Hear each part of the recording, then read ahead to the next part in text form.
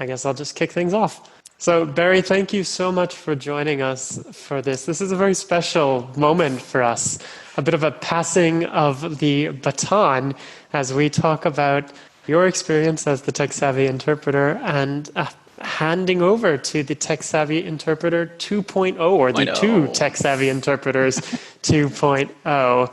A real pleasure to have you here to chat with us. It is my pleasure, and it's equally exciting for me because I am thrilled that the Tech Savvy Interpreter is going to continue. There's so much that needs to be written about, so much information, so much happening in the space that knowing that you two are going to be focusing on it is just, it's a sense of relief and also excitement. That sounds fantastic, but maybe we should tell people what we're actually talking about before we dive in. Now, a lot of you will know, obviously, but the Tech Savvy Interpreter has been, will be a part of Joost Setje's newsletter, which has always been focused around interpreting technology, technological developments, sort of the greater scheme of things as well. And Barry, you were the one who started that. So before we actually come to that handover, we thought it might be interesting to look back a little bit at the very beginnings of that. Oh, yeah, definitely. I think one thing I probably ought to clear up from the outset is that the Toolbox Journal that has been published for many, many years by Joost Setje focuses on translation technology and everything from machine translation to translation memory to terminology extraction, all sorts of things. And he'd been writing this newsletter for years. And it was back in, I believe, 2016, after Interpret America had brought Joost as a keynote speaker for one of our summits, that he saw my interest in technology and what I was doing and what I was writing about. And he invited me, he said, would you like to write a monthly column for the Toolbox Journal, but focusing on interpreting technology? And I thought about it. Probably didn't think twice about it. I thought about it and immediately said yes, because it was so exciting to be able to do that and share some of the experiences and what I had been learning about technology's effect on interpreting and possible effects on interpreting. And so I've been writing, attempting to make it a monthly column, missing months from time to time with my many responsibilities, but being able to basically start out talking about basic technologies that underlie interpreting, remote interpreting, and other things as well, writing about glossary management and things of that nature. And it's been a wonderful, wonderful experience. And I think it's one of those opportunities that you can't really turn down, can you? I believe, because it has a huge audience. It's a very well established newsletter in our industry, and I think in some way it also makes complete sense to have an interpreting technology column right in there alongside with translation technology, because there's a little bit of overlap, and I think it's also interesting to bring the two sort of sub-communities, if you will, together to have a little bit more exchange and just cross-pollination, I guess. And I've always said that translators in some way were a little ahead of interpreters when it came to adoption of technology, just in broad strokes, just generally speaking. I don't know if you would confirm that impression. So I think only good can come from that. Yeah, very much so. Translators, the curve of technology adoption for translators is much farther along than it is for interpreters. And our current situation with COVID-19 obviously is accelerating adoption of remote interpreting, because we really don't have much of another choice at the moment. But I think we'll probably get into that a little bit later.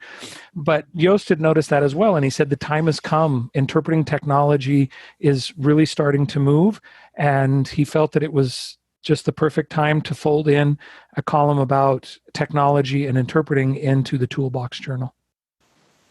I think it would be very interesting to tell us about what things looked like when you first started writing about interpreting technology for the Toolbox Journal.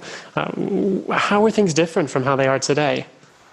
Well, there are big changes, obviously, because most of the platforms that are focusing on remote simultaneous interpretation. Many of them weren't even around yet. There were some, but they were still in their early stages.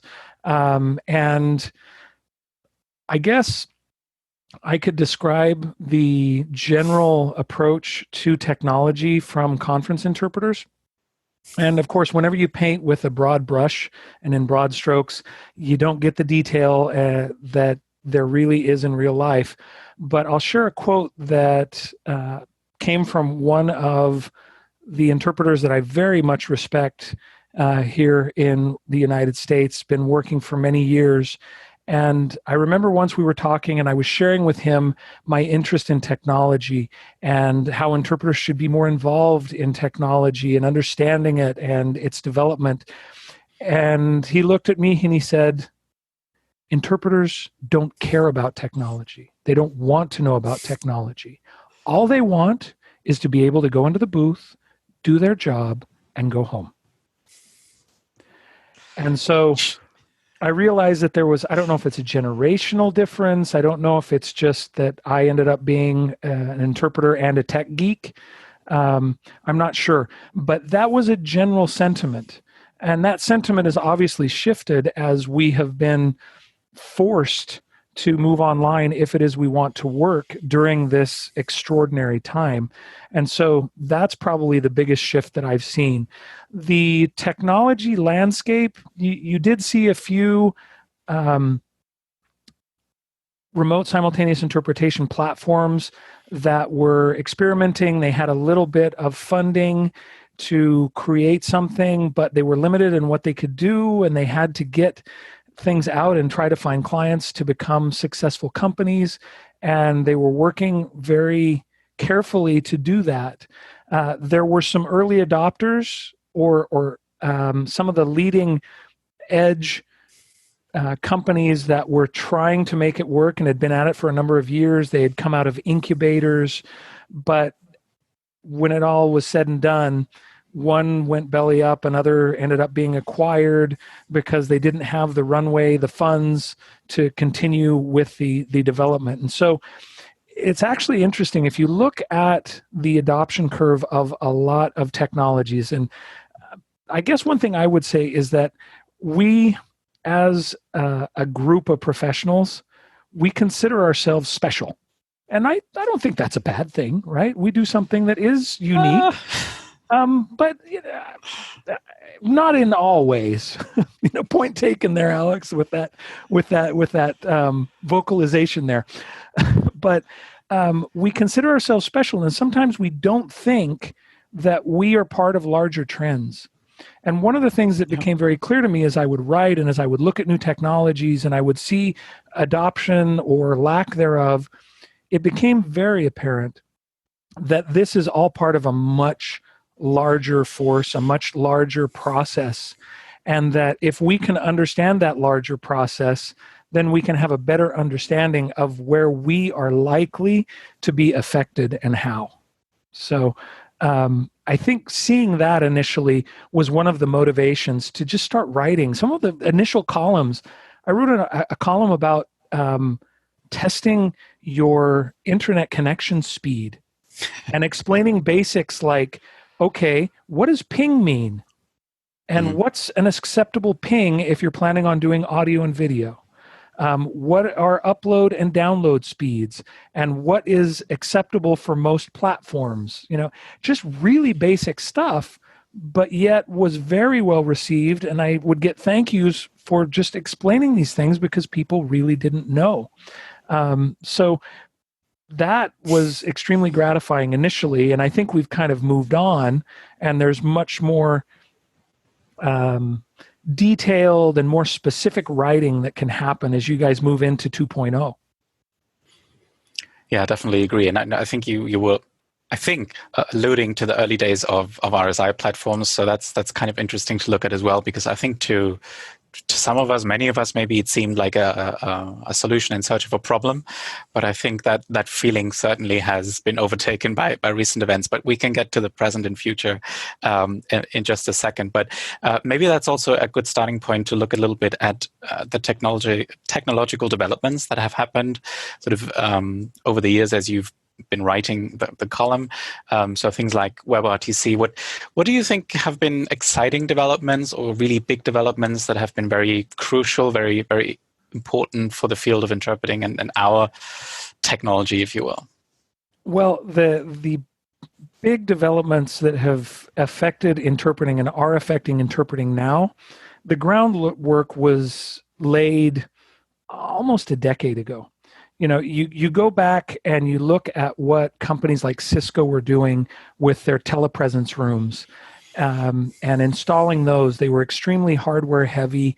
All of the codecs were still proprietary, and so Cisco could only talk to Cisco. Tandberg only talked to Tandberg. Poly could only interface with Poly. Yes. And that was the business model because they wanted to lock it all down and control it. And they were able to produce excellent video, excellent audio. The bandwidth requirements were astronomical, and the installations were expensive and took up a lot of space, right? But man, were they cool. And so it was really nerds like us, yeah. It was back then when I saw that for the first time. I remember I was actually at I think an annual conference of the American Association of Language Specialists in Washington, D.C., and one of my colleagues pulled out an article that was either from the New Yorker or from The Economist, I don't remember, and it had a picture of a telepresence studio. And this colleague took it out and almost in jest said, "Oh, look what we are going to expect in the future, how we're going to have to work." And I looked at that and I went, "Oh my goodness. Yeah. This looks wonderful." And so when I started teaching at the Middlebury Institute in the mid-aughts, I started working as an interpreter in Silicon Valley and in some of these meetings. And actually, I remember going to a telepresence studio and having to do chuchotage in one of these rooms. And whenever I would do chuchotage, the camera would hear me as I interpreted, and it would turn on, and then it would show me whispering into the ear of the delegate that needed the interpretation, and that would go to all the other rooms. Yeah. And so you could tell that they had just designed things monolingually. They didn't think about multilingual. It wasn't even on their radar screen. And because these businesses were so big, I mean, we're talking, they have clients that are like multi-million-dollar clients. And so when those clients ask for something, they'll listen. But if an interpreter comes in and goes to their BD department, which I did, went and talked to business development and said, "Well, what if you did this? And can we try this? And what about that?" And this is times when I was kludging together, say, a Williams Sound interpreter console with XLR plugs, and then attaching it to one of the Cisco desktop video conferencing platforms, and then connecting that to a telephone line so that you could have one audio channel through the video conferencing and then an alternate audio channel for the interpretation through a telephone. Trying to figure all of this stuff out. It was an amazing time. I actually found some old photos that I took when we did some of the first tests, and I'm looking at like, oh my goodness, how things have changed. So you had that hardware heavy situation, and it was too expensive. Things couldn't talk to each other, and what you didn't have were universal endpoints. This is back when you couldn't, this is pre-iPhone, so pre-smartphone, and they had a hard time actually getting video to be able to display on different screens. Yes. And so once they worked through that and you had this ability to scale and to get video and send it out to any device and have it work, that was a huge hurdle that was overcome. The next hurdle that was overcome was when you saw everything move towards standards-based conferencing. So where any kind of endpoint, life-size, could connect with Cisco, which could connect to Polycom, et cetera, et cetera, et cetera. And so now the hardware solutions just had to be optimized for, Blue Jeans, Zoom, whatever those platforms were. And that was huge. And there were still some codec wars going on where they were trying to say, no, we want this codec. No, we're going to try and push this codec. And so the big players were jostling for that position. But those things have basically kind of worked themselves out. So that was another big one. Now, the one that really opened up the innovation for remote simultaneous interpretation was the introduction of WebRTC in 2011. When Google acquired that and then said, we're going to open source it, it took some time, but it became one of the standards for browser-based communications, where within a WebRTC compliant browser, you could exchange video, audio, and data. And so when that happened, everything went virtual. All of the necessary servers. Oh, and one other technology that I can still remember when this got rolled out, and it was one of my jobs that I was doing in Silicon Valley, where they went in and they showed us how you could, it was some of the first cloud implementations. And they're like, oh, so suddenly you need to scale up because you need a whole bunch more storage or you need this computing power. They just went in, click, click, click, click, click remotely. Boom. Now you've got a server with 10 times the capacity. And we'll charge you for it, but here you go. And so being able to do that was also one of those foundational layers to being able to get to where we are with WebRTC today. So WebRTC, being able to do this, it just lowered the barrier to entry so that scrappy startups with an idea could begin to build and experiment and create. And that was one of the things that, it took me some time to figure out mindsets. My mindset was always, oh, wow, this is so cool. Let's investigate it. Let's research it, because otherwise it's just going to go on without us. And many interpreters are of the opinion that, okay, when there's a perfect solution that does absolutely everything that I want, then I'll think about using it. That's kind of what the attitude was before COVID. And fair enough. Everybody can have their attitudes and how they want to approach things. And on the other end of the spectrum, you had the hackers. And I went to a number of hacking, conferences and things about communications and audio and coding and AI. And I can remember going to one conference in Santa Clara and learning about WebRTC and some of these other technologies. And there was a group of guys from the Nordics that had come because they wanted to show how they had achieved speech-to-speech translation for the first time. And again, they'd kludged together all of these things. You had to have automatic speech recognition. Then you had to have it go into the MT machine. Then you had to put it out on the other end in text. And then it had to go from text to speech. And so they had put all these technologies together, run some phrases through from one end to the other into another language. And I was sitting in there watching, and I watched it all go in, and I saw what came out on the other end. And I was looking obviously at the linguistic product.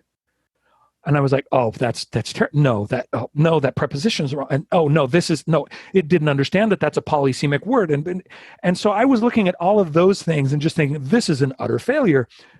And these guys finished, and then they basically looked around at everybody and kind of went, ta-da! And they were ecstatic. And the people in the room were like, well, how did you get the coding? And what about this? And what algorithm did you use? And so they were totally focusing on the technological stuff. The language stuff to them was like, oh, well, that's the throughput.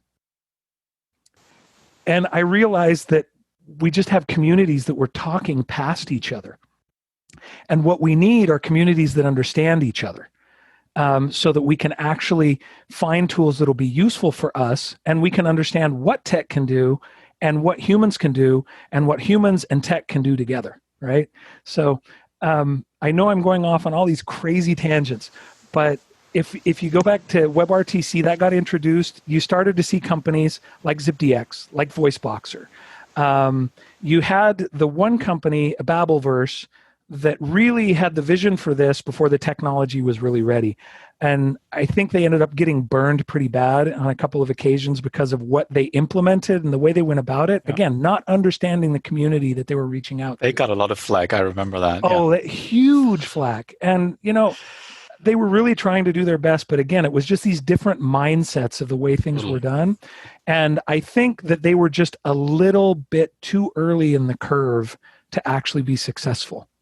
And so you saw those companies that fell out like that. But when WebRTC came about, everything went virtual. It's all zeros and ones. It's all cloud-based. And you were able to see people begin to innovate in new ways like you really just hadn't seen before. And that's what's led us to today. Yeah, it's software eating the world again. Yeah, it really is. It's interesting to me, though, because mostly what you've been talking about, you wrote a very interesting article quite a while ago where you looked at the three T's, right? Mm-hmm. Technology for the delivery of interpreting services, technology that augments an interpreter's performance, and technology that might replace an interpreter. And I think you've Mm-hmm. been talking about the first set of technology, the first kind of technology. And I'd be interested to hear about how the technology that augments an interpreter's performance has also changed over the years. Yeah. That's the area where we have seen the least movement in reality.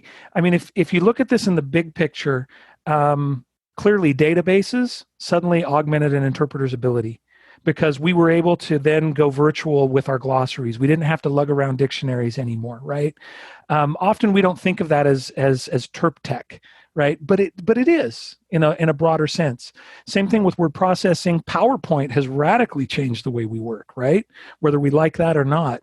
So you've got those bigger technologies that were created for general use, but that have had a significant effect on us. And then you also have some that are specific. And those specific technologies are only now beginning to emerge because of AI. You look at the different things that some platforms are doing with AI for terminology extraction and being able to align documents quickly, be able to practice vocabulary and quizzing and things like that for interpreter preparation. Anything that can streamline that is actually going to be very helpful to increase our performance. One of the others is the whole issue of workflow. And workflow, we don't think about it that much because for us, it's like, okay, tell me where to be. I show up, I sit down, I put my headphones on, and I work, and I'm done. Thanks. See you later. And then I submit an invoice. But there are so many steps about how you assign an interpreter. The European Parliament invested, I don't know how many euros just to be able to build their custom system for assigning interpreters and understanding the matrix that they're going to need based on the languages and the regime, that kind of stuff. That has had an effect on how interpreters work and being able to assign them. But where I see the greatest opportunity is with AI and speech recognition. And I know I may be jumping into the issue about getting into the future, what the future holds, but we're now seeing some of the initial work where speech recognition is getting very good. The data available for different idiolects and dialects and accents and all of that is actually getting better and better. And as computing power continues, we're going to have better speech recognition.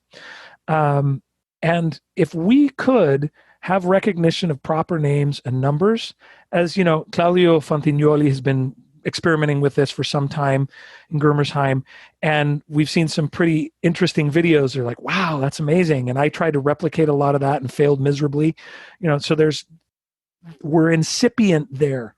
But if we can get that to where it is dependable, being able to have correct numbers and proper names pop up on a screen in front of me while I'm interpreting would bring down my cognitive load notably in a number of situations, right? And so that, I think, is an area where there's a lot of potential. Also being able to not just having an LSP say, oh, well, I got 3 PowerPoints here, I'll send them to you, or a bunch of other documents, or here's the website.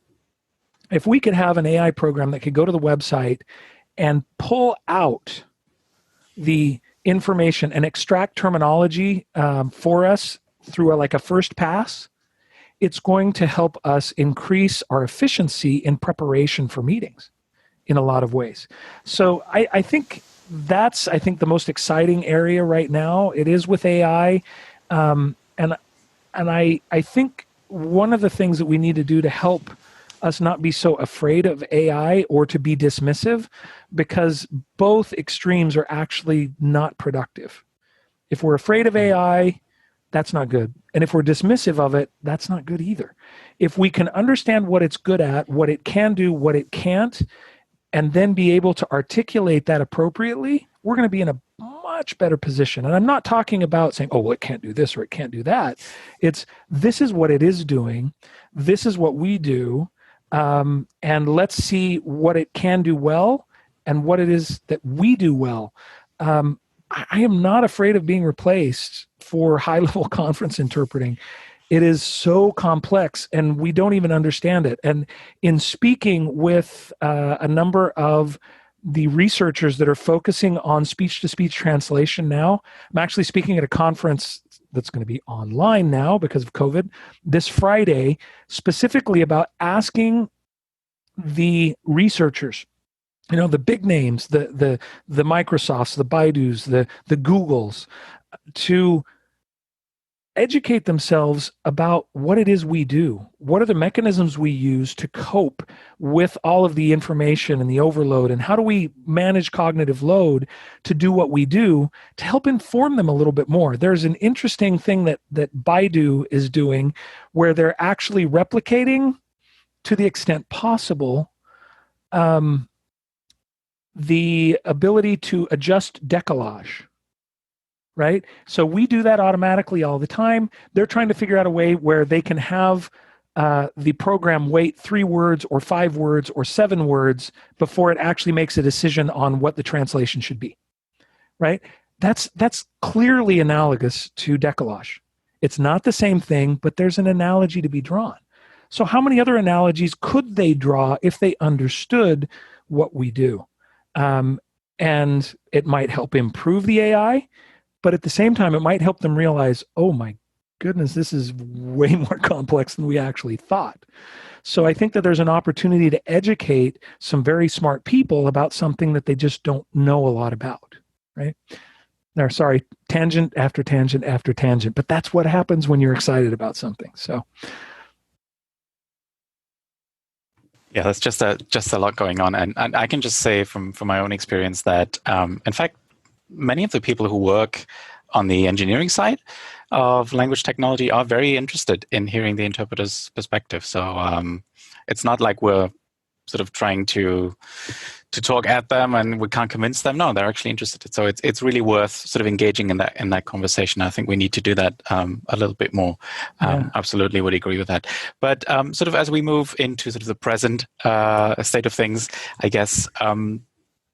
Do you see what do you think is the adoption of these tools? I mean, terminology, I think, seems to be, at least from our point of view or my point of view, seems to be one area that gets a lot of traction, a lot of adoption. So using dedicated interpreter-specific tools for terminology, that seems to be getting a lot of traction, or has been getting a lot of traction. What else do you see colleagues engaging more now and using more now? I suppose it's also sort of general consumer tech that is just useful for productivity and stuff like that. Yeah, totally. General consumer tech. I don't think we've ever thought seriously about how big of an effect YouTube and streaming video has had on interpreting. If you think about the way, and of course I'm dating myself here, but we're only as young as we think we are, right? But when I would prepare for assignments when I was doing my master's at the Middlebury Institute of International Studies back in the mid-90s, you would hope to get some kind of document. Video on the internet, YouTube wasn't even around yet, and you're just like, well, I don't know, I'll try to figure this out. And you just read and you did what you could with getting some photocopies. Now, if I tell my students, you're going to be interpreting this person, they'll go and they'll do a name search, find the person, probably find a keynote address that they've done that has parts of what they're going to do in the assignment, which is, I think, totally fair game. And getting used to their accent, understanding their speaking style. I mean, that was unheard of just 20 years ago. I'm very jealous of that, yeah. It's just crazy when you think about it. Yeah. And that's not all. You can also find other things. Whenever I get motivational speakers, it's like, okay, go to their website, because they put snippets of their motivational speech, and it's like you get to practice the speech before you have to do it live the next day. Not the entire speech, but you still get a good sense of where they're headed, and they love jokes, and so often the joke will be in there, and so you can get the joke beforehand. You're like, okay, I got to figure out how I'm going to do this, and sometimes you can come up with a great solution, right? So just those technologies are helping us when they get used appropriately and to prepare. In terms of other technologies, it is a lot of general use. One of the challenges that we have with TerpTech is that even though there are thousands and tens of thousands of us, and probably in the 100,000 range or more of professional interpreters. And by that, I'm not meaning people that have gone through elite master's programs in Europe, Asia, or the United States. I'm referring to people that are working, making a living as interpreters using simultaneous and consecutive in all sorts of language combinations. They're professional interpreters. You know, even when you put all of them together, and COVID has actually opened a window in on this. If you go to the Facebook groups that have been created, you look at what Sophie Llewellyn-Smith did with, interpreter trainers bungling through the pandemic. That website, oh my goodness, the Facebook page just kept going up. It's like, 350 new members today. Here's another 500. And they're in the thousands. And these are the trainers. And these are active trainers doing training at schools or independently. And if you think about how many people they're training, you think about all of the folks that are out there, I think we do hit, we're in the hundreds, at least 100,000 or more professional folks doing this. But that's still, in the grand scheme of things, for a large software company to build something, even if everybody bought that software, it doesn't even come close to one of their clients, that's pulling in, $5 to $10 million a year. One client, a banking conglomerate or something like that. And so we're a little hobbled and had been, but because of the virtualization of everything, software eating the world, it's actually been beneficial for us because otherwise, the interpreters helps and the interpret banks of the world wouldn't exist. And so I think we need to support these developers. We need to reach out to them. We need to purchase and use these products because it will come back and be a positive influence on our profession and help us move things forward, right? And that was one of the other reasons that I was interested in writing The Tech Savvy Interpreter, aside from just my own curiosity. It's like we needed a way to highlight what these folks are doing. And showing that, because I think it's just a positive thing to do. And that might be one of the criticisms that came from folks that weren't necessarily of my persuasion when it came to technology. They're like, oh, well, he's a cheerleader. Oh, we need more than cheerleaders. We have to look at this very seriously, and we have to be very critical. And I am, but everything has its limits, and we need to be making sure that we're being critical for the right reasons, right? And being a cheerleader for the right reasons when that's appropriate. And it's always a hard balance to strike, but it's one that you guys now have to strike, not me. Yeah. It's a fine line between cheerleader and fanboy, I guess, to use those terms. Yeah. Also between user and trainer and person who knows how to come in and analyze something and see where the faults are and what can be improved. I think that's something we're constantly trying to do, and we're also constantly trying to encourage other people to do, to look at a piece of software or an app or what have you and say, okay, where is it working and where is it failing for me? And then to give that feedback to the developers, to push them in new directions if necessary. And I think that's a key part of our work and something we look forward to doing as we move forward as tech-savvy interpreters at 2.0. So I suppose that's a good transition. I see you've changed your yes, I did. background. So why don't you tell us what you're up to now and and what brought you there? Well, happy to do that. I continue to teach at the Middlebury Institute and will continue to teach at the Middlebury Institute. I'm not willing to give up my teaching because I love it so much. It is so wonderful to be able to work with the next generation of interpreters and help them along in their journey. And, it breathes life into what I do. And so I would not let that go. Although I've had to pull back significantly on my teaching load. And because of the pandemic, at large measure, we have seen an explosion in the use of remote interpreting platforms. And in May of this year, I was approached by Kudo, based in New York, and they started to negotiate with me about bringing me on board because they had a real need to be able to educate their users and to help ensure the client's success on the platform, right?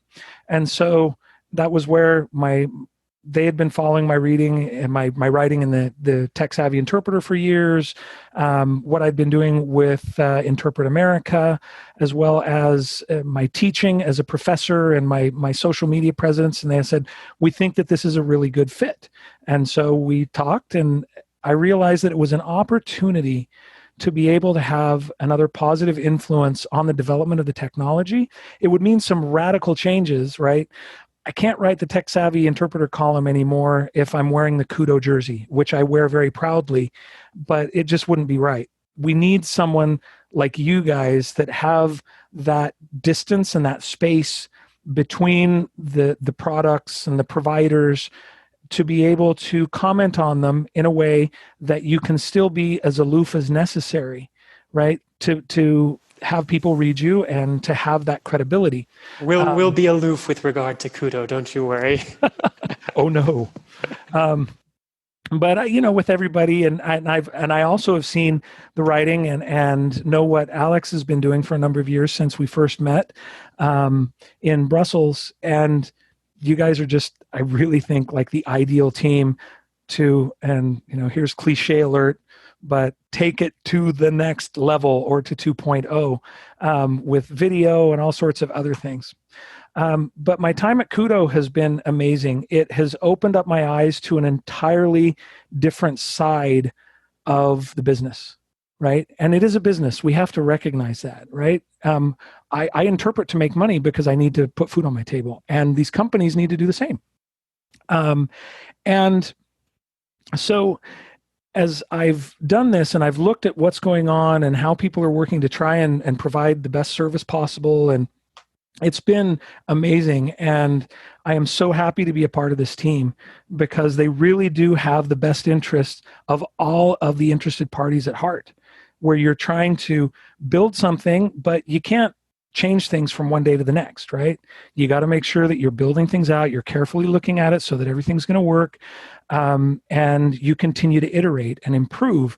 And we are now, all of those layers of tech that I talked to you about that have come about over the last 15 years, I'm living them today, and we're building on top of them, which is allowing us to really make it possible for multilingual to move forward, right?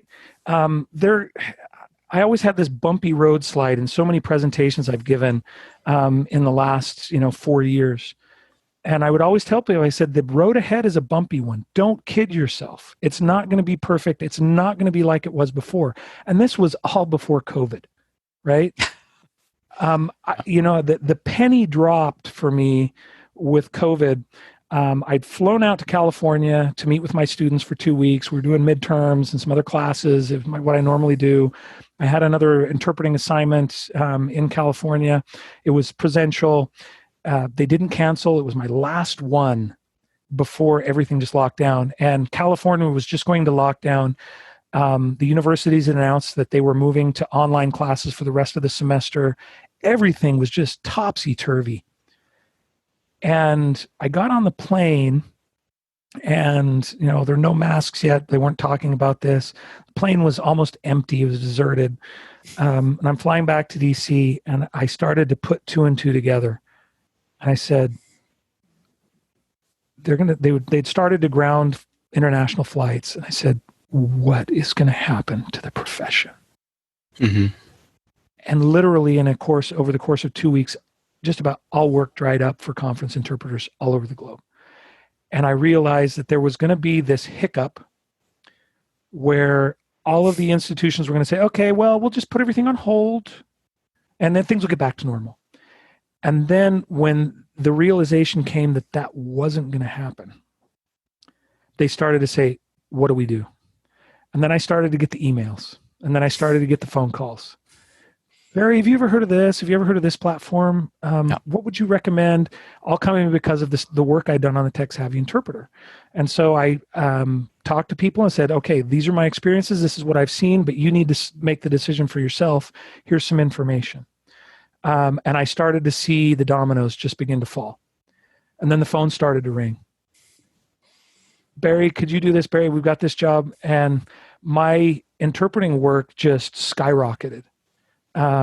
Remote stuff, because I had the setup, I had the connectivity, I understood how it worked, and people knew that, right? And then I actually had to end up canceling a lot of my interpreting work when I accepted the Kudo position, because I needed to, make a clean break and then get back to work with what I'm doing now. And if you ask me where things are headed, I don't have a crystal ball. But what I do Too bad. Everybody would like to do that, and we could gaze in the crystal ball and say this and that. With the information that I have, what I will say is I don't see web meetings disappearing anytime soon with interpretation. It's going to continue for the foreseeable future until we have some kind of vaccine and we can get back to some kind of regular travel.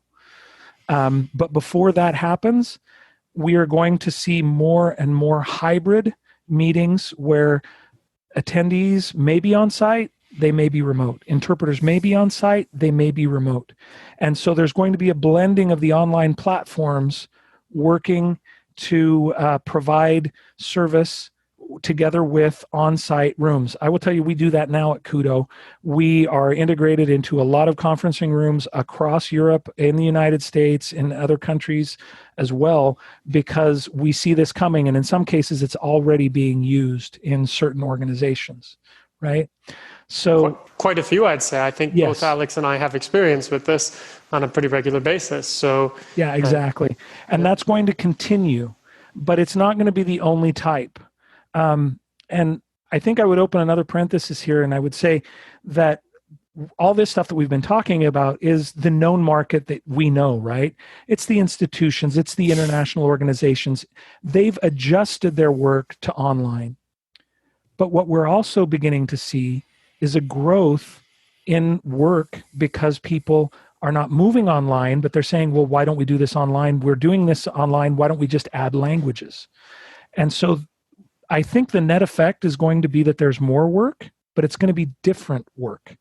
It's going to be streaming video and providing live simultaneous interpretation remotely, and people will just select their language of choice. And we're going to see smaller meetings, larger meetings, and when people realize that there are efficiencies to be had with the online format, some meetings will not go back to face-to-face. They will remain online. I know that that's a source of consternation for many, but it's a reality that I just don't think we can ignore. It's not that I'm cheerleading for it. It's just that it is what it is. I'm not going to turn a blind eye to it, right?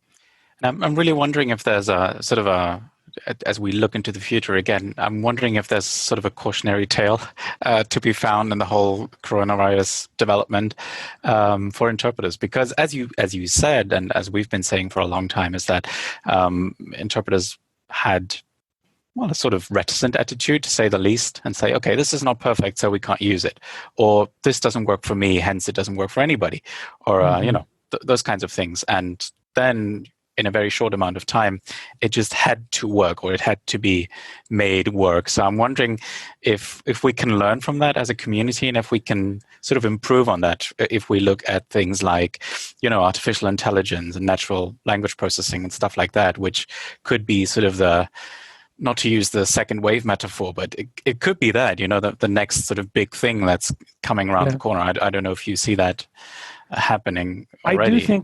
I do. I think that the AI solutions have been slowed down significantly in their rollout because most of the speech-to-speech translation applications were for face-to-face encounters. And so much of those have disappeared. And so I think that the AI companies have kind of pulled back a little bit. Moving online was a huge jump as it is. Mm-hmm. Trying to include AI-driven subtitles together with that, I think, is just a bridge too far.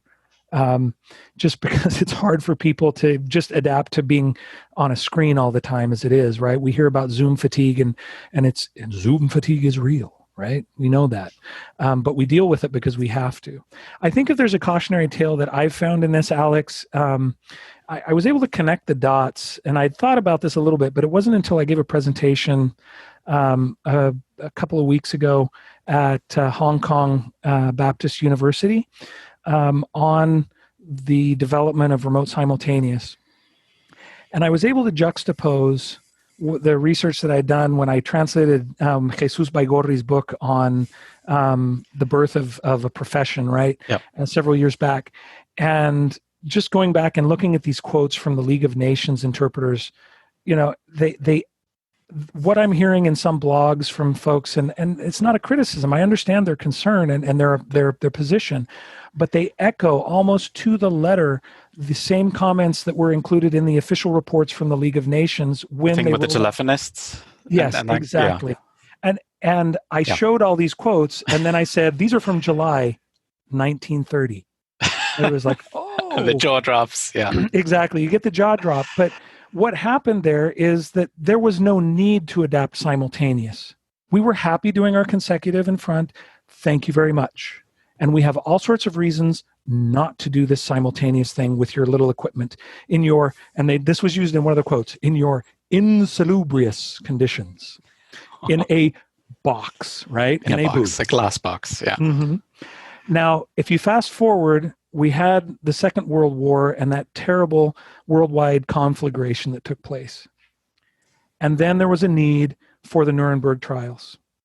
And the need was to have it in multiple languages, quickly, consecutive just wouldn't do. And to do it quickly. And when that happened, they're like, okay, where's that old equipment from the League of Nations? Oh, yeah, IBM will totally provide it. Oh, ship it there. Oh, there we go. Okay, who's going to be in charge? Oh, well, there's this guy from the Pentagon in the United States that knows interpreting. He's bilingual. Leon Dostert can take care of it. Boom. Before you knew it, you had an interpreting team. You had people willing to do it because there was an opportunity to work. They had the skills. The tech was there. The need was there. And there was a huge event that changed the world. Now, I am not conflating COVID with World War II. They are two very different things, but they are on a worldwide scale, and they have changed the way that we work. The old way we work is no longer possible. And so suddenly we have to adapt because otherwise there aren't options. Or you can sit at home and try to wait it out. And so I see a huge parallel in the adoption curve of simultaneous and now remote simultaneous interpretation when you look at that from a historical standpoint. I hope people do some research on it. I find that fascinating, but the parallel for me is undeniable. Yeah. It's been so interesting hearing your take on how things have changed over the years and where they might go. Of course, we don't have any answers. But before we wrap up, I thought I might just ask you to reflect on your tenure as the tech-savvy interpreter. And I wanted to ask you what you're most proud of from the work that you did writing this column, and of course, all of the educating others that came along with it over the last 5, 10 years or more. Mm-hmm. Well, I think what I would say is opening people's minds to the possible was really, really gratifying. Where I would get an email and someone would say, oh, thank you so much for this. I had no idea. Another thing that was great, and I think that the possibility is still there. You guys can tell me if this bears out a few months down the line after you've done some writing. But I was able to start this column at a time when I could reach out to innovators on Facebook or on Twitter, and they would respond almost immediately. And I would say, can I see your platform? And they would say, sure. And they would show it to me. And they were so proud of what they were doing. And they were working to put all this together. And then I almost in tandem started a class at the Middlebury Institute called Remote Simultaneous Interpretation Technologies in Practice. I'd get the CEO from the company on a video chat with my students where they were able to ask direct questions to the CEO and founder, right? That for me was so just incredible. A magical time. And I think that we'll hit a point where that may not be possible in the future. I think it's still kind of there, but right now, all of the RSI platforms are just going gangbusters to keep up with demand and to iterate and to improve. And this is the golden age, I think, or the pre-golden age to remote simultaneous, because the platforms are going to get better. The experience is going to get better. It's never going to be like face-to-face, and it shouldn't be, and we shouldn't expect it to. But it is going to help us get through this difficult time, and it's going to help expand access to language services, which is, I think, really the most important thing. So, I think those are probably the two most gratifying things. And the relationships that I've been able to establish as I've done my writing and as I've met people, the network I've been able to build, it's just been fabulous. And I'm really excited that you guys get to carry the torch now. We're also very excited about that, and we're very happy that both you and Joost give us the opportunity to take over the baton. So we couldn't be more excited, and very much looking forward to what's lying ahead. Likewise, if we can squeeze in one last question. Sure. What would you like to see us cover? If you're now going to be a reader of the column, what would you like to see it take on in the years to come? I would like you guys to stay abreast of all the changes that are happening with the technologies, right? Just to give you an example, we are at Kudo, we are on this accelerated development cycle where we're introducing features that our clients are requesting, from 1 week to the next in some cases, sometimes maybe you have 2 weeks. And so the platform that you may have seen that was Kudo 2 months ago is not the platform you're seeing today. And so that software development cycle is one thing it would be really good for you to watch, so that you can let readers know, oh, this is possible. Look at what they've done here with this platform. Look at this technology. How might this change the way that we work? That I think would be really good, because it can be this source for updated news specifically on interpreting technology. Other tips and tricks about getting the most out of general purpose technologies would also be really helpful, as well as specific technologies. Keep an eye on AI.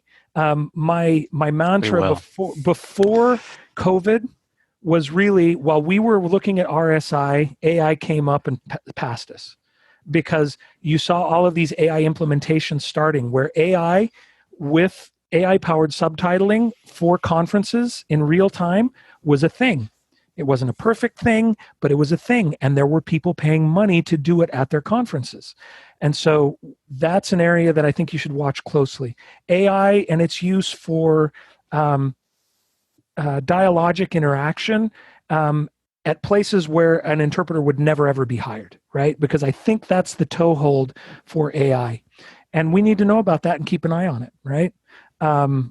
Get gadgets, if you're able to produce any funds from this, which is what I did with some of the advertising I sold, I almost immediately turned around and bought some new gadget so I could try it for myselst and write about it. I'm afraid that's exactly what we're going to do, yes.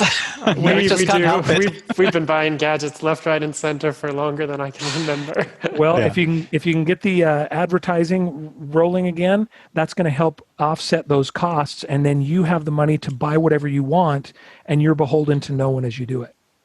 That's the right approach, yes. That's what I would say. So looking forward to reading, guys. Thank you so much for this time. It has been a real pleasure to chat with you. Likewise. Thanks.